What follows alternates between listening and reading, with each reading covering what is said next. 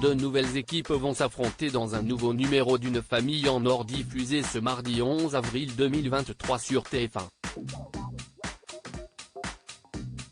Et l'un des deux capitaines n'est autre qu'un ancien maître de midi des 12 coups de midi. Ce mardi 11 avril, un nouveau numéro d'une famille en or sera diffusé à partir de 23h05 sur TF1.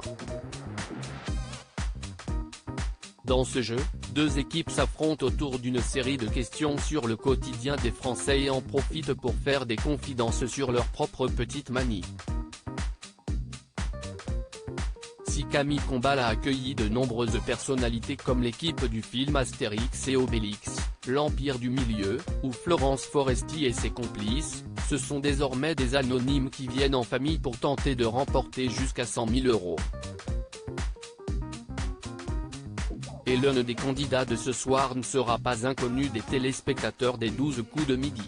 Une famille en or, Antoine, un ancien champion des 12 coups de midi. Parmi les candidats, Antoine, le capitaine de la famille Ouante, s'est déjà illustré dans le jeu présenté par Jean-Luc Reichmann et il est même devenu maître de midi le temps de cette émission en 2018.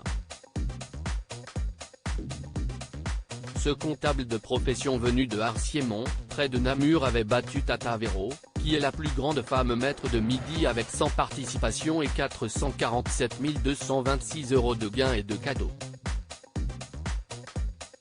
Une élimination qu'elle avait du mal à digérer comme elle l'avait confié à Télé Loisirs. Fan de jeux télévisés, celui qui a également participé à Joker, viendra accompagné de sa compagne, Jane, ses beaux-parents, Agnès et Stéphane, et Géraldine, sa belle-sœur pour affronter Léna ici. Les maîtres de midi des 12 coups de midi en force dans les autres jeux télé. La présence d'anciens champions du jeu de TF1 à d'autres jeux télé est loin d'être une première. Timothée et Xavier, anciens maîtres de midi des 12 coups de midi, ont tous les deux fait un brillant parcours dans Question pour un champion sur France 3. Sébastien, l'actuel détenteur du fauteuil rouge de Tout le monde veut prendre sa place, qui vient de fêter sa 100e victoire, a aussi longtemps rythmé le quotidien des téléspectateurs de la Une.